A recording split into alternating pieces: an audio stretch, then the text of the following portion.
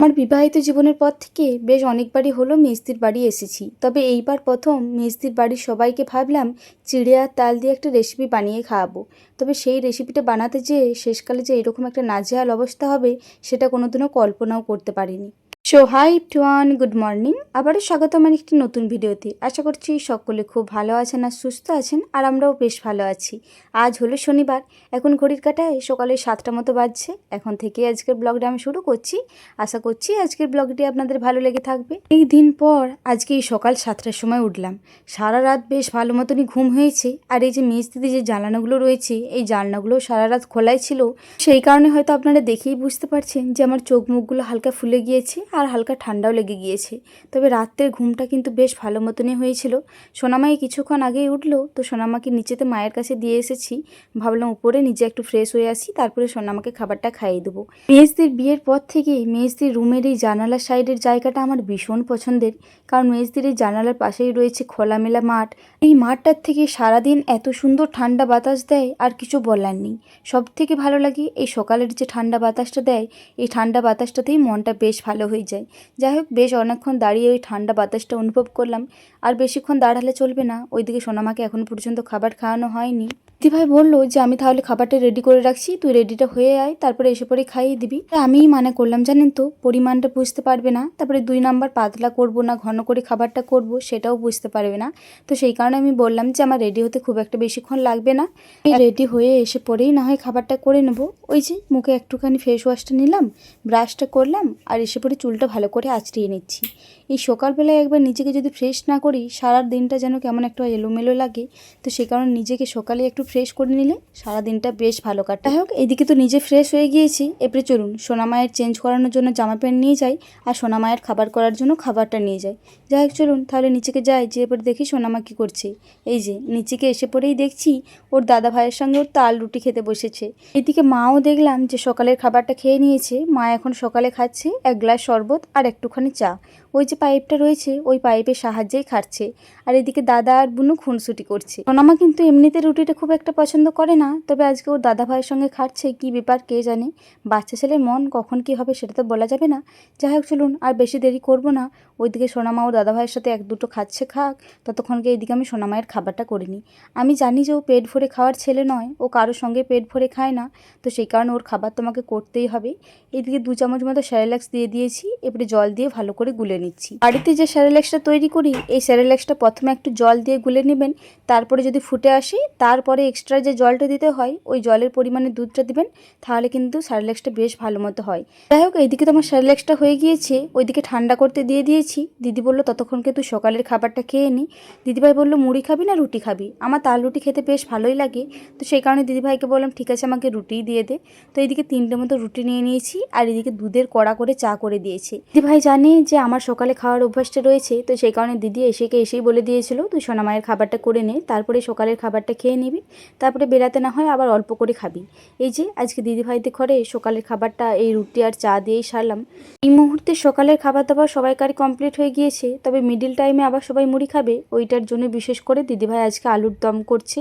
এই আলুর দমটা কিন্তু দিদিভাই নিরামিষ করছে। আর ওইদিকে সোনামা আর বড়মশাই দিদিভাইয়ের কাছে দাঁড়িয়ে রয়েছে। বড়মশাই বলছে দিদি আমি তোমার কাছ থেকে রান্না শিখবো। আর এইদিকে দিদিভাই আমাকে বললো যে বুনু তোর বুনপোর পড়াটা হয়ে গিয়েছে, একবার ধরে নে। যাই হোক, এইদিকে কৃষ্ণক্ষেপা রান্না পিড়িতেই পড়তে বসেছিল, তো সেই কারণে ওকে এইখানেই পড়াটা ধরে নিচ্ছি। আমার দিদি আরে 3 যা 3 ভাই আর 3টে ছেলে। এই যে কৃষ্ণক্ষেপা রয়েছে, আর বড়দি ভাইয়ের একটা ছেলে রয়েছে, আর ছোটদি ভাইয়ের একটা মেয়ে। আর এই যে আমার বুনপোটা রয়েছে এই কিন্তু ভীষণ চঞ্চল আর ভীষণ ধূর্ত, আর এর বুদ্ধিও কিন্তু ভীষণ ভালো। এই কৃষ্ণক্ষেপার পড়াটা শেষ হয়েছে, তারপরে এইদিকে দেখছি যে ঝমঝমিয়ে বৃষ্টি নামিয়ে দিয়েছে। বাইরে বেশ অনেকগুলো জামা কাপড় মেলা ছিল, মা আর দিদি টপ করে তুলে নিল সব কিছুই, আর এদিকে ঝমঝমিয়ে বৃষ্টি নামিয়ে দিয়েছে। এখন ঘড়ির কাটাই ওই 11টা মতো বাজবে। এই মুহূর্তে আমার স্নান করা কমপ্লিট হয়ে গিয়েছে। এদিকে মায়ের কাছে সোনামাকে রেখে দিয়ে এসেছি, মাকে বললাম যে একবার মতো দেখো। এদিকে আজকে বড় খেপাও বাড়িতে রয়েছে, তো ওই বড় খেপাকেও বলে এলাম যে তোমার বুনুকে একবার দেখবে, আমি স্নানটা সেরে চলে আসি। বড় খেপা মানে হচ্ছে মেজদি ভাইয়ের বড় জায়ের ছেলে। যাই হোক চলুন, ওইদিকে তো সোনামাকে রেখে দিয়ে এসেছি। এসেছি, এদিকে সিঁদুরটা একটু ঠেকিয়ে নিলাম। এরপরে নিচেতে যেয়ে দেখি যে সোনামা কী করছে। আজকে মিডিল টাইমে ওকে খাওয়াতে গিয়েছিলাম, তবে খায়নি। এই যে নিচে এসে পড়ে ওকে খাবারটা খাওয়াতে যাচ্ছিলাম, তবে ও মোটেও আমার হাতে খাবে না। ও শুধু বলছে যে আমি নিজে হাতে খাবার খাবো। তো সেই কারণে ওকে ছেড়ে দিয়েছি। যদি নিজে হাতে দু খাবল খাবার খায়, যেদিনকে জেদ নেয় যে আমি নিজে হাতে খাবো, ও সেদিনকে আমাকে এক খাবলও খাবার খাওয়াতে দেবে না। যাই হোক, নিজে হাতেই ওই 2-3 খাবল খেয়েছিল, তাতেই আমার তৃপ্তি। যেহেতু আমাকে খাওয়াতে দেবে না, আমি খাওয়াতে গেলেই প্রচুর পরিমাণে কান্নাকাটি করবে। তো সেই কারণে ওই কান্নাকাটির থেকে নিজে হাতে যদি 2 খাবল ভাত খাই, তাতেই আমার শান্তি। কারণ আমার ভাত খেয়েছিল 12:30টার মতো বাজছিল ওইরকম টাইমে। ভাত খেয়ে পরে আবার কান্নাকাটি আরম্ভ করে দিয়েছিল, তারপরেই ঘুমিয়ে গিয়েছিল। এখন ঘড়ির কাঁটায় ওই 3টে মতো বাজছে। এই কিছুক্ষণ আগে সোনামা উঠে পড়েছিল। তো রান্নাঘরে এসে পড়ে 1 প্যাকেট ম্যাগি দেখতে পেয়েছিল। তখন থেকে ওর মিমির পেছু পেছু ঘুরছে যে আমাকে ম্যাগিটা করে দাও। তো দিদিভাই বললো যে ওই চালঘরেই দেখা 3 প্যাকেট মতো ম্যাগি রয়েছে, ওই 3 প্যাকেট ম্যাগি এনে একেবারে 4 প্যাকেট ম্যাগি করে নে। ছেলেগুলো উঠলে ছেলেগুলো খেয়ে পরে যেতে পারবে, আর সোনামাকেও একটু মতো দিয়ে দে। আমি যদিও সোনামাকে এখনও পর্যন্ত ম্যাগি দিই না, তবুও আজকে যেহেতু ঝুঁক নিয়েছে, দিদিভাই বললো একটু দে, কিছু হবে না। তো সেই কারণে এদিকে 4টে ম্যাগি করতে বসিয়ে দিয়েছি। এইদিকে 4টে মতো ম্যাগি নিয়ে নিয়েছি। আর আজকের ম্যাগিটার কিন্তু স্যুপ করব। এই ম্যাগিটা ফ্রাই করব না, বিশেষ করে সোনামায়ের জন্যই স্যুপটা করছি। কারণ ওকে এমনিতেই তো ম্যাগি দিই না, আবার ম্যাগি দিলেও ওই ফ্রাই করে তো একদমই দেবো না। তো সেই কারণে বিশেষ করে স্যুপ করে নিচ্ছি। আমি যদিও জানি যে বাচ্চাদেরকে একদমই ম্যাগি দেওয়া উচিত নয়, আবার এই 2 বছরের বাচ্চাদেরকে তো আরও। যদি আপনারা জেনে থাকেন যে 2 বছরের বাচ্চার পক্ষে কোন ম্যাগিটা একটুকু হলেও ভালো, আশা করছি আমাকে কমেন্ট করে জানাবেন। এদিকে তো ম্যাগিটা 50% মতো সেদ্ধ হয়ে গিয়েছে। তো এই সেদ্ধটা হওয়ার পরেই কিন্তু আমি মশলাগুলো দিয়ে দিলাম।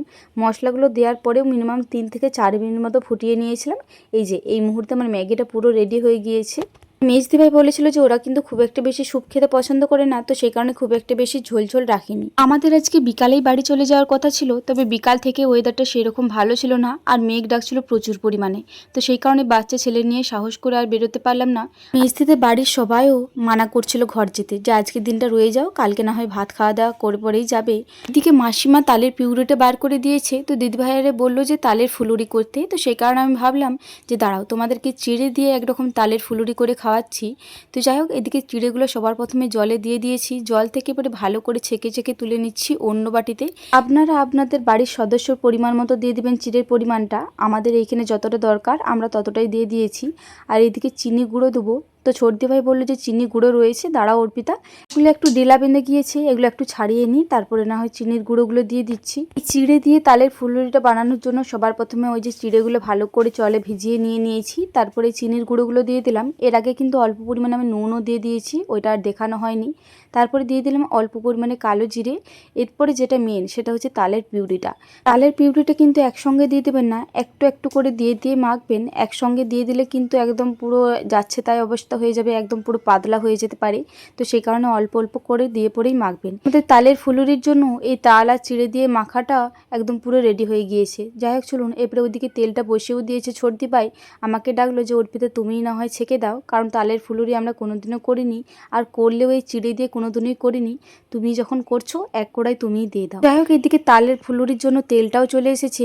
প্রথমে অল্প পরিমাণে দেবো, এটা উনুন বুড়িকে দিয়ে দেবো, তারপরে তালের ফুলুরিগুলো করতে আরম্ভ করবো। বলে যে উনুন বুড়িকে দিয়ে সব কিছু করলে সেই জিনিসটা নাকি ভালো হয়, তবে আমাদের হয়েছিল তার উল্টোটা।